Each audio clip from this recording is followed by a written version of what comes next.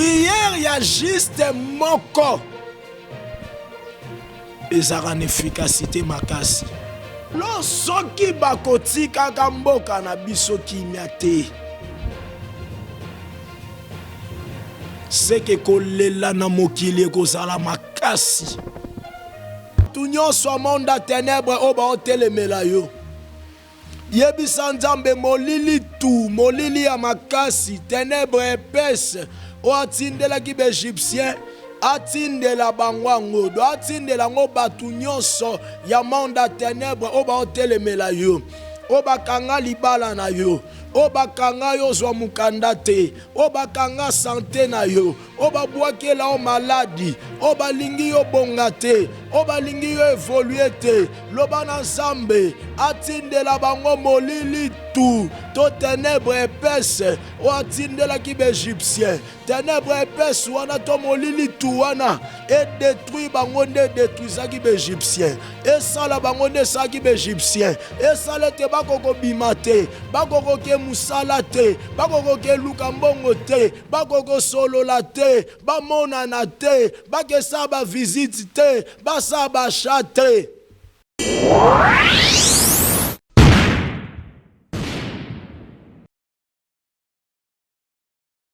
Le devoir nous appelle, mesdames, messieurs, vous qui suivez sur Nouvelle Tendance Télévision.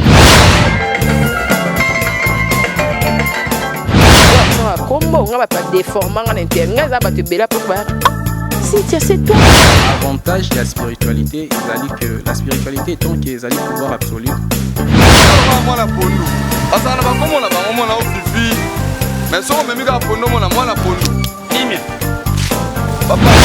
ndenge ngai nani okwamie na boloko ya bolingo oyo nzambe nazo ape bambo nanga bien ya on a préféré na sala nanga vie Baby kiss. Accepte de cette bague que je place à ton doigt.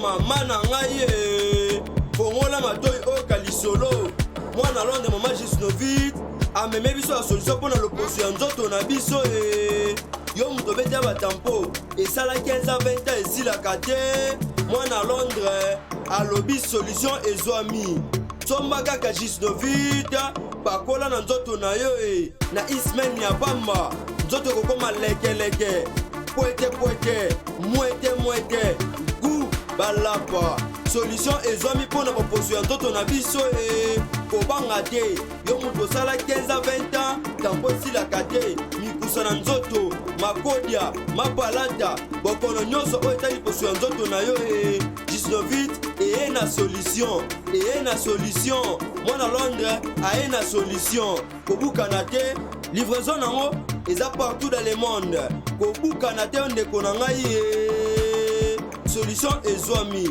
bona kozwa biso eza nango facile plus 44 74 24 025 437 na bandeli lisusu plus 44 74 24 025 437 balapa. Shalom peuple de Dieu. Zamba pambola bino nyonso bayebozolanda biso na temps oyo. Tozo continuer suite ya ba prière na biso ya diple. Ndenge tolobaki na Exode chapitre 6. Ndenge Nzamba zoloba na Moïse alobi par une main puissante, je forcerai le Pharaon à libérer mon peuple ou à les libérer. Alingi na expliqué au moi mouké ba prière auto sala. Ba diple eza langage ya force on Nzamba utilisa pour non frapper Pharaon afin que Pharaon atika bana Israël babima na boumbu. Parce que dans le bail on négocie pas avec le diable, donc ba négocier avec le diable te mais diable a compris le langage à force.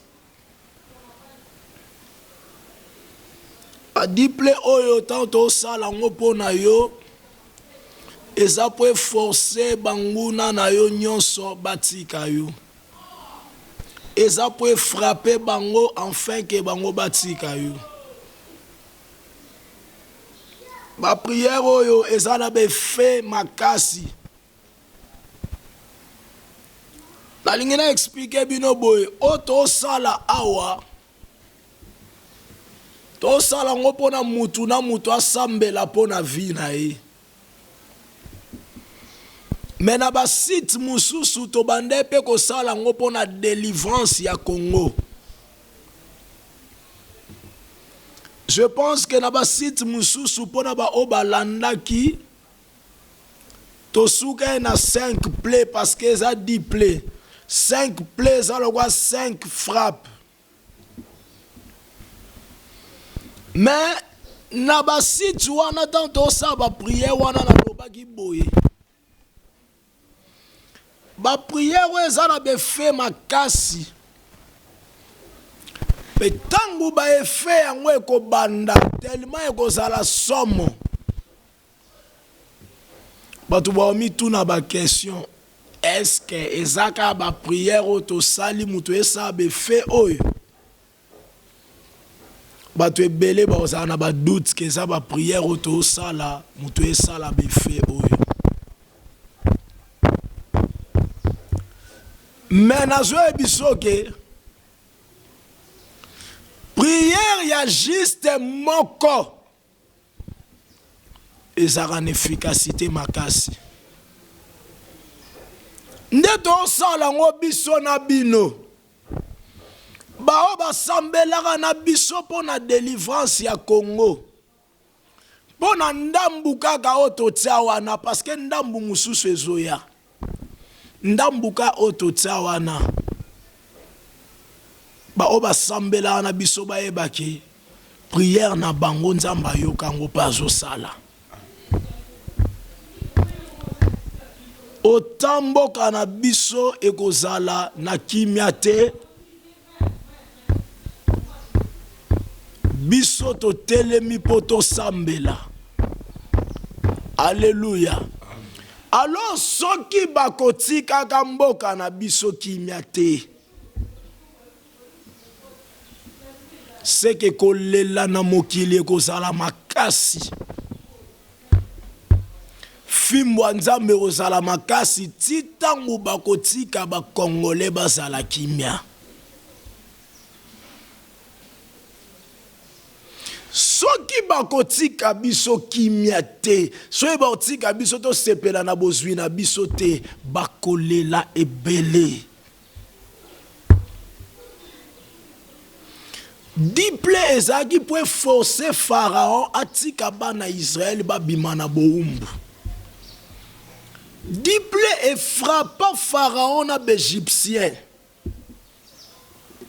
Et comme Tanzamba frappé Banguna Congo, Titan Bautika Congo. Alors, tant aussi sa prière, Oyopo na biso batunde to salango, parce que na lobby bien. Diple oto sala oyo, to komi na souka, je pense. To za salango po na délivrance ya mutu na mutu oazo sambela. Donc to salango po na délivrance na yo. Soki to silisi toko banda siko diple na site oyo ya nouvelle tendance et pas alendele toko bandango po na délivrance ya Congo. Alors ba oba zwaki occasion te ya osambela na biso na ba site wana ba osambela na biso awa na site oyo. Na ba site musu déjà to bandaki mais to suka na ba 5 play. Mais a to bandango bandane bandeli to zongela ngo ne bandeli pe to ko avancer nango ndenge nzamba osunga biso. Mais to tsaki 5 play eza bien. Mais 5 play o etikali o to tsate eza pe lusu somo pe kolela. Nakaya banguna Congo. Alors to sambela pona yo lelo to komi na na 9e play na kosenga na ndeko na biso alendele eza na bato ebele bazalaki nanu koyeba te importance ya bapriere oyo mpe eza na bato ebele balandi yango te na olinga azongisa yango na ebandeli parceke tanto oloba 9e play eza na bato baolanda biso kaka lelo bamituna me 8e toyoka te ya liboso toyoka te ya mibale toyoka te ti na 7e 8e toyoka te me komi mbamo na 9e ndenge nini na osenga na ndeko na biso alendele azongisa ngo banda ne bandeli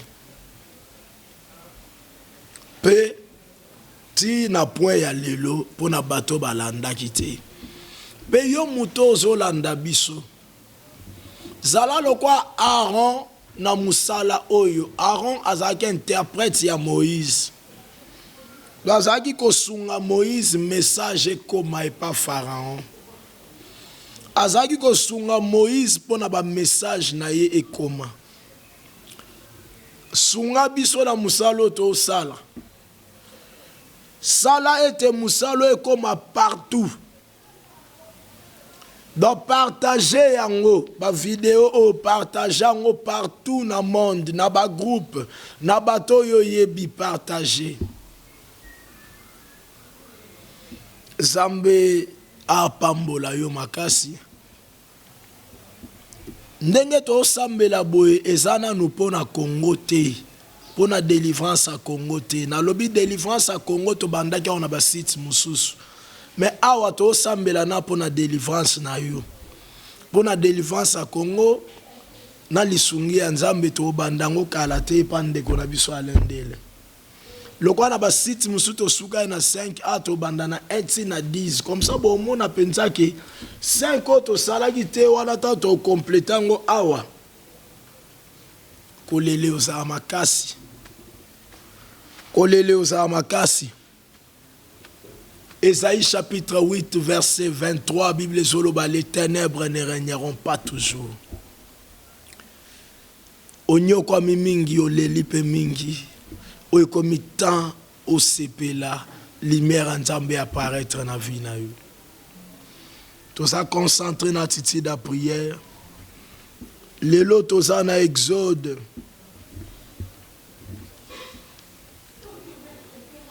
Toza na Exode chapitre 10 verset 21.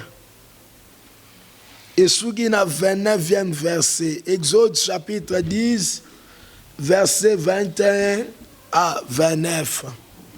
Nzamba pambola yo makasi. Tout ça d'abord concentré na titi da prière.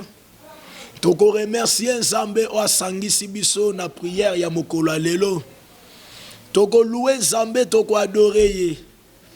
Parce qu'azo mérité adoration oyo. Toko louer toko adorer parce que asaleli biso o miswe monate o matoye yokate atelemi pona délivrance na biso. À cause du sacrifice à Jésus-Christ sur la croix, tu as eu victoire à diable. Parce que Apocalypse chapitre 12 verset 11, Bible ils l'ont vaincu à cause du sang de l'agneau et des paroles de leur témoignage. Donc Jésus a versé son sang à la croix pour biso. Tu as eu victoire à diable, soit diable. En tout cas, tu as adoré pour la makambouana, tu as loué, tu as remercié pour la yango. Yahweh, Yahweh, Yahweh, Yahweh, yo sali Nzambe nanguya, papa yo bongwana kate, yo sali Nzambe nanguya, papa yo bongwana kate, Yahweh, Yahweh, Yahweh, Sambo yo, Yahweh, Yahweh, yo sali Nzambe nanguya, papa yo bongwana, Sambo yo. Yamba l'incomparable Yahweh, Yahweh, Naleli Yahweh, Yahweh, Yahweh, Yosali Nzambe na nguya, Papa yo bongwana, Delebe L'incomparable sera concentré. Le mot soit Yemba. Yemba l'incomparable. Ah, Alléluia Yahweh. Yahweh. Yosali Zambela Mouya. Zambela Ngaye.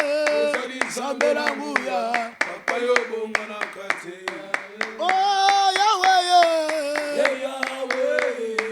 Kabelelio Yahweh. Yahweh. Yosali Zambela Mouya. Zambela Ngaye. Yemba l'incomparable. Ah, Papa Nanga Yoyo. Yahweh, Yahweh. Yosali Zambela Mouya. Yamboyo, Zambela Mouya. Yemba l'incomparable. Yahweh. Ah, Zambela. Zambela Ngaye. Zambela Mouya. Ah, Yemba l'incomparable. Ah, Yahweh. Zambela Ngaye. Olo.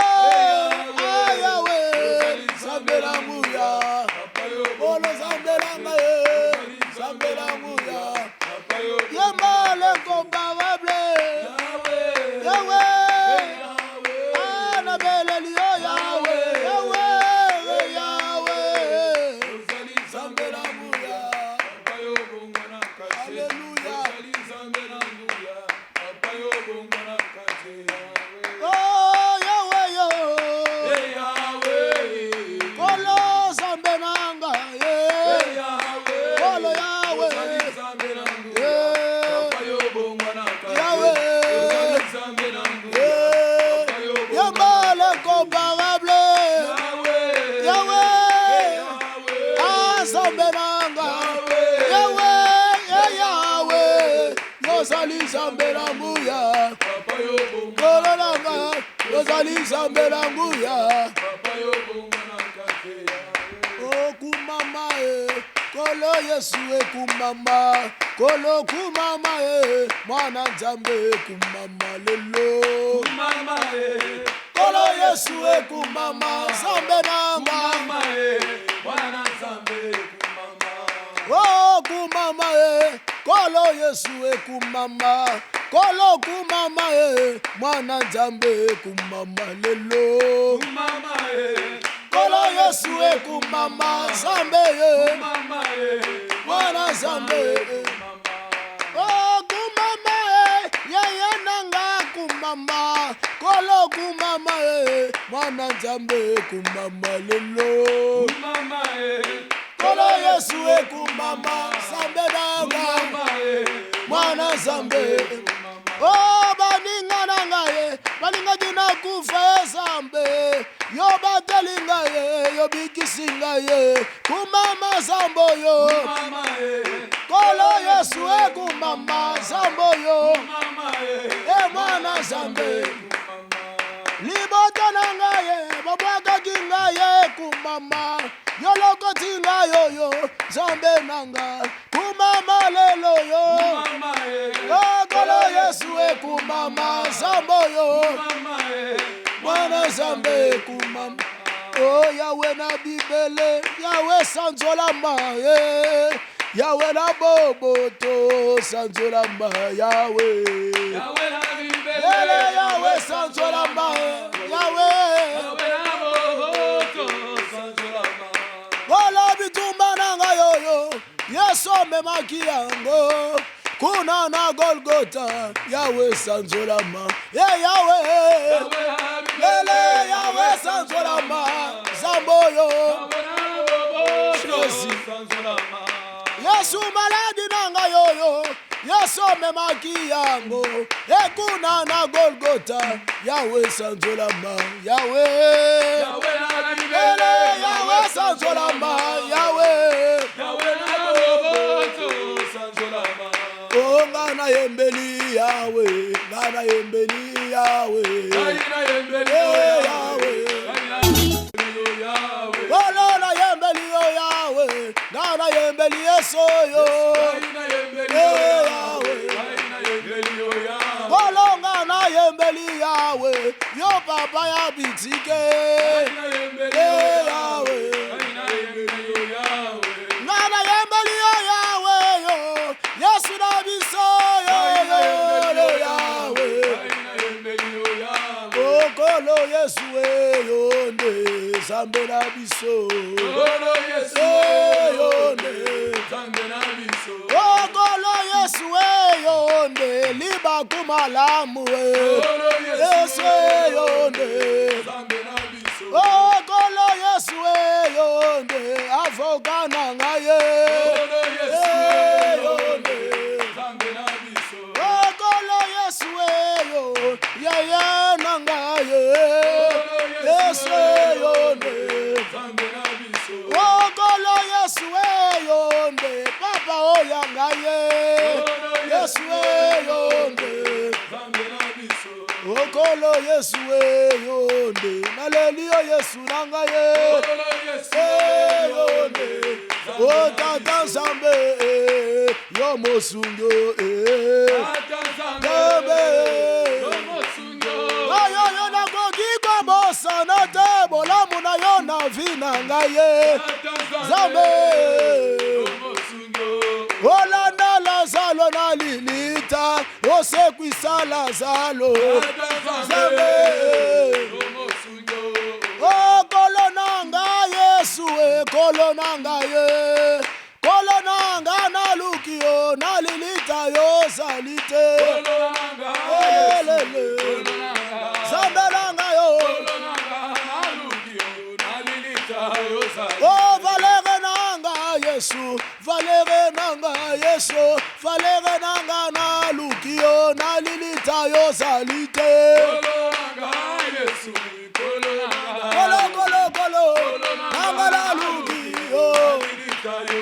oh azali na bomo ile lolo bilibela azali na bomo ile lolo bilibela oh azali ndenge mokolelo libela zambe kolo yesu nanda oh kolo yesu yaga kolo yesu yaga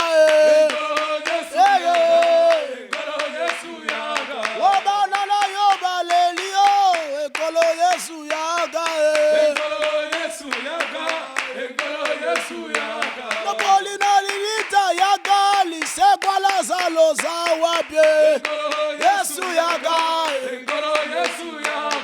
ekolo Yesu zonga na beleli owe yaga moto ya Eliya ba profeta bala bazingi ngayo babeli babika yaga medesena ngayo yaga Yesu yaga oh yemba yaga yaga Yesu Jesus wabana baleli olo yawe nanga yawe nanga yawe nanga bana baleli yaga zambe nanga bana baleli yaga zambe nanga salima yo yago salo bana baleli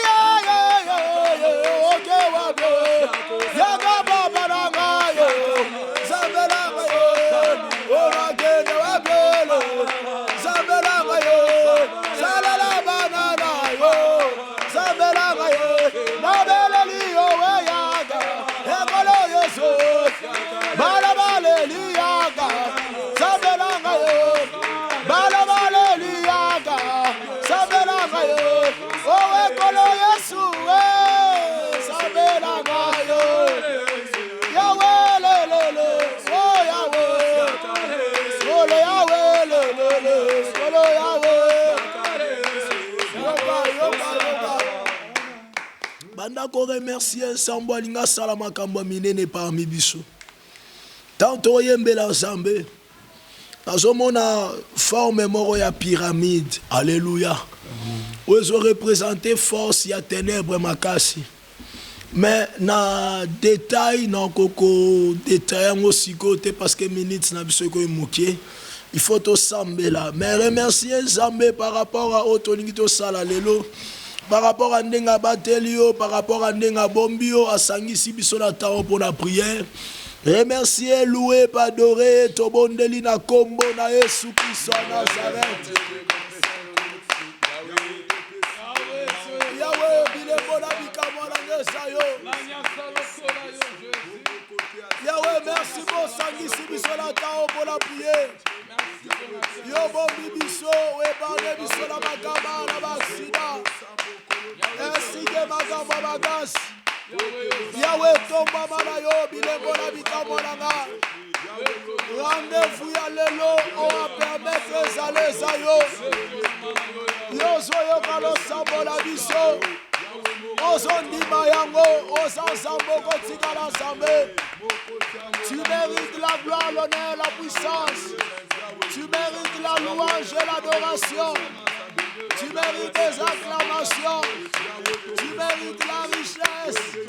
Tu mérites la sagesse. Tu es Dieu, ton règne n'a pas de fin. Tu es le roi des rois et le seigneur des seigneurs. Tu es le tout-puissant, tu es le prince de la paix. Tu es le prince de vie, oh Dieu de grâce. Tu es le seigneur des seigneurs et le roi des rois. Bible Zoloba, si nous confessons nos péchés, l'Éternel est fidèle et juste pour nous pardonner. Les lama on ensemble katina vina yo. Les lama on ensemble pour na ba via bateau bazolanda biso. Yo muto zolanda biso sambela na biso les lama on ensemble na vina yo. Mabe oyo sali na koloba na koyoka oyo sali na ba moyen belé. Loba na zamba limbisa yo pona yango. Banda ko bonde la zambe to bonde lina kombo na Yesu Christ Nazareth. Yahweh mawala yo likolo la biso to sa prière. Nazo mérite ko sa la présence na yo te. Na zambe ba ta grâce. Zambe ba ta miséricorde. Agréé nga bagelo sambonios. O na sala tao. Yo que la mama wala madena nganyos. Yo que la batidos. O to sala bango prière mawa. Na madena bango Dios. Ba balanda biso. Ba to sala bango la plateau. Yo que la bango bawa. Ni balo sambo la biso Dios. Na kombo na Yesu Christo. O ya Nazareth. Belebe yoga. Tous en Exode chapitre 10, le verset 21, tina 29e verset. Tous en 9e plaie, ton 9e fléau. Et ça y a obscurité. Dans ténèbres épaisses, molili tout. Nzamba tindaki molili ya makasi na kaya b'Égyptien. Pokaka efforcé bango batika bana Israël babima na boumbu. Alors molili wana esalaki ke ba Égyptien bakoka même pas ko sala. Ba Égyptien bakoka même pas ko kende ko tala na ko sala même ba visite. Moko akende ko tala mususu do bakoka ete ko sala ba service ba activité nyonso. Molili ya makasi et salé ke bako quand même pas ko bouger. Prière auto sale zaboy. Batunyo so monde ténèbres o ba telemela yo. Yebi sanzambe molili tout, molili ya makasi, ténèbres épaisses o atindela ki b'Égyptien. Atindela bangwango, do atindela ngo batunyo so ya monde ténèbres o ba telemela yo. O bakanga libala na yo, obakanga yo zwa mukanda te, obakanga sante na yo, obabwakela o maladi, obalingi yo bonga te, obalingi yo evolue te. Loba na Nzambe atindela bango molili tout, to ténèbre épaisse, ou atindela ki b'Égyptien, ténèbre épaisse wana to molili tout wana, et détruit bango nde détruisa ki b'Égyptien, et ça la bango nde sa ki b'Égyptien, et ça le te bakoko bimate, bakoko ke musala te, bakoko ke luka mbongo te, bakoko solola te, ba monana te, bake sa ba visite te, ba sa ba chate. Tobondeli na kombo na Yesu Kristo wa Nazareth. Yahweh batu nyonso baolanda biso na prière tosala. Yahweh Zamba bomoi. Batu nyonso ya monde ténèbre. O bazotelemela bango. Nzambe tindela bango ténèbre épaisse. Oyo tindela ki b'Égyptien. Na kombo na Yesu Kristo wa Nazareth. Ténèbre épaisse wala Yahweh Sambanguya. Et détruit bango et maltraité bango. Et sala bango ndenge sala ki b'Égyptien. Wala na kombo na Yesu Kristo wa Nazareth. Ténèbre épaisse wala Zambela bobo. Et sale te bango sale lokote.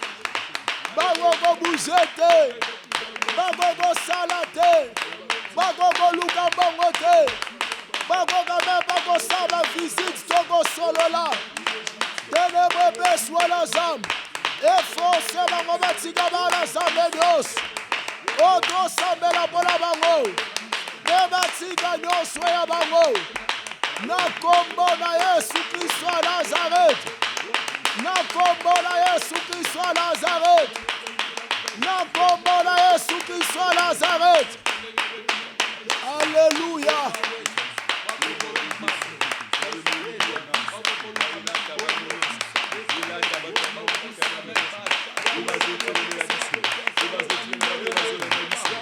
Yahweh batu nyonso monde ténèbre.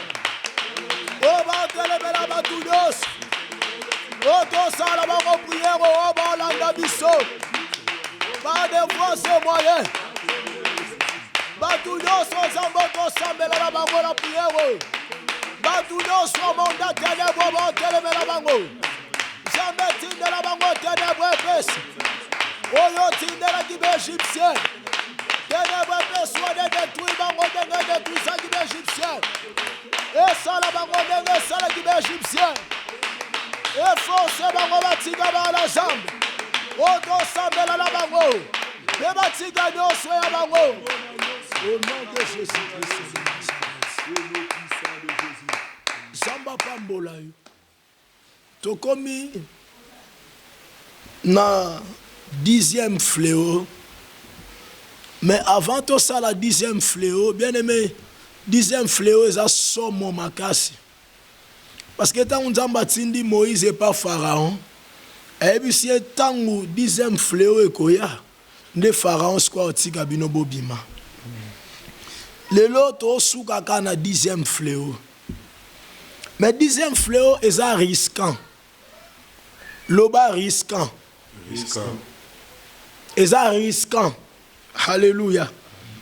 D'abord, avant 10e fléau, il y a annonce nan il y a 10e fléau et ya qui. On a tout ça dans Exode chapitre 11, verset 1, c'est na 10e verset.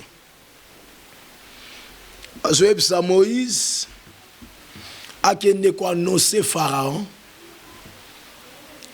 Ndenge Nzambe a ko frappé bana nyonso ya liboso ya b'Égyptien. Kobanda na mwana liboso ya Pharaon. Ti na mwana muto asuka na Egypte.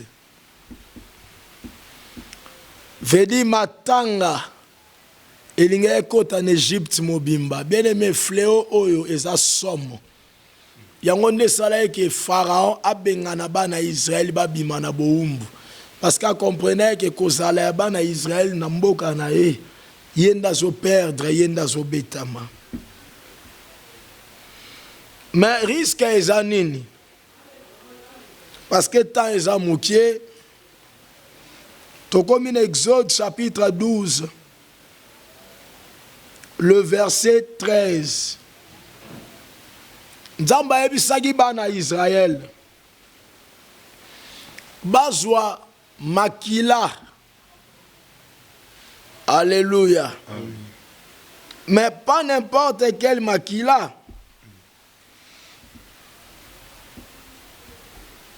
Baboma nyama. Bazwa makila. Batsa na balenton. Makila wana ekozala pona ko protéger bango. Eko servir bango na protection. Est-ce que mutu mwazo comprendre? Si on a makambu oyo même mwana ya Israël. Soki na ndaku ne batse makila te. Tangu anja roleka. A frappé mwana ya liboso. A boma mwana ya liboso. C'est pourquoi bana nyonso ya Nzambe. Nazolo bana yo bien place ozo landanga. Soki yo landi prière okobomba ngo na yo te. Parce que frappe ezali. Panza yango pa bandeko na yo. Même bandeko no bazana Kinshasa awa. Parce que oko risque ndeko na yo akufela mwana liboso.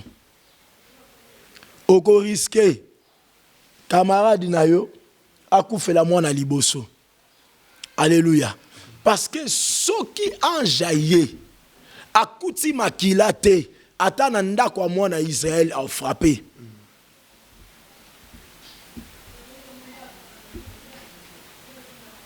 Alors to sambela na mukuse. Alléluia, Jésus. Donc venir fléau na lobie ça compliqué. Senga liboso makila Yesu. Parce que makila wezo protéger biso ya Yesu. Apocalypse chapitre 12 verset 11 babi ils l'ont vaincu à cause du sang de la union.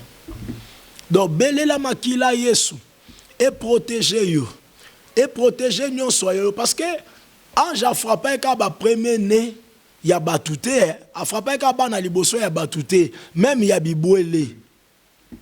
C'est que makila Yesu est protégé ndaku na yo et protéger yo et protéger bandeko na yo et protéger bozwi na yo et protéger makambu no nyonso. Soki yo oza la capacité à partager prière oyo. So partager ngote na bangisi yo te. Mais si on partage en côté que batumsu bakufi, ils ont moins problème. Amen. Parce que dans le Bible, vous avez appelé Aaron, vous avez interprété à Moïse. Vous avez partagé tout le monde ensemble pour ma beza makasi. Kolle la ekobanda banda nanda kwa Pharaon. Tina mutasuka ya Égyptien. Singa makila Yesu est protégé yo. Tobondeli na kombo na Yesu Christ wa Nazareth. Et protéger contre frappage. Sambe la bobo sambalola. Baby ange na yo sambe. Alinga le kanaka ya banguna. Ya batu nyonso ba sambe la biso pona ko frapper. Ba prebele la bango. Na sambe la bobo biso nyonso la bango. Oto sa prière oyo.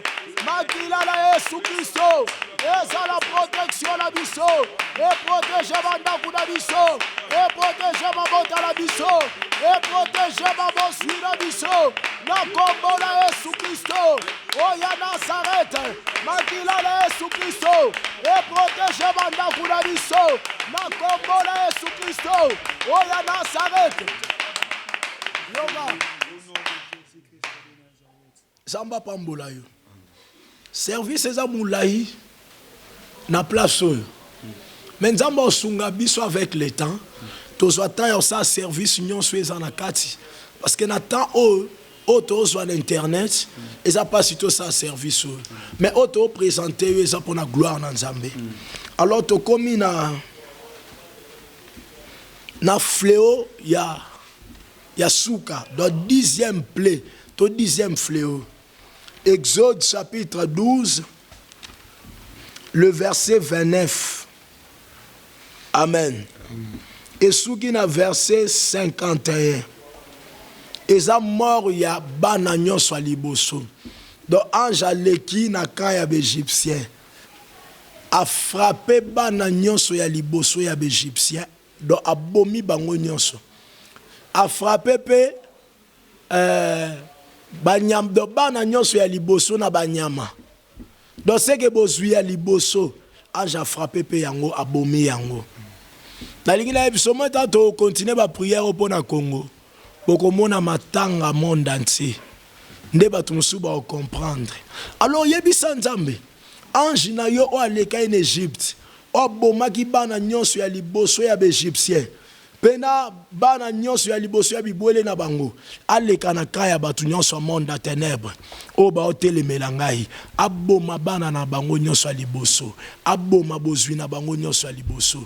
Tobondeli na kombo na Yesu Kristo Nazareth. Alléluia. Yahweh batu nyonso. O ba sala biso prière. Batu nyonso monde à ténèbres. O ba telemela kabango. Ange na yo offre pas qui va prémener nyonso d'Égyptien.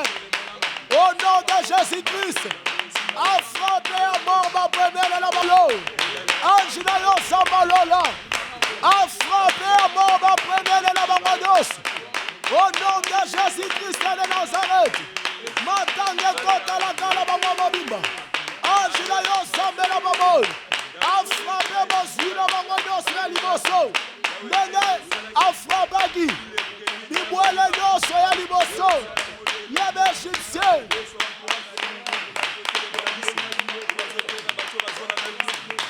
Nenga frappe qui va prémener Yos. Yabi Boila Égyptien. Zambalola. Anjina yo père de grâce. A frappé va prémener. Yabo suit la bango soit mort. Au nom de Jésus-Christ. Au nom de Jésus-Christ. Yonga. Zamba pambola prière na biso soukia. To souki na 10e plaie. Et tigali biso traverser ya mer rouge. Alléluia. Zamba osunga to ebindenge to selango. Mais observez au komona be fait. Et dans peu de temps na lobi to souki saki na basit mususu na 5 plaies pour la délivrance ya Congo. Toko bandango awa ipande kona biso alendele banda na plaie ya liboso. Tina 2e plaie. Bene me wane zaki 5 etikali 5. So 5 wane baki sami en tout cas bololo ekota na monde. Parce que mboka na biso Congo ennemi na ye eza monde entier. Alléluia. Misu ya mokili mobimbe zaka likolo Congo. Alors boka moite. Nzamba pambola bino. Nazo pesa numéro na ngai. Numéro eza 00243 82 51 69 408.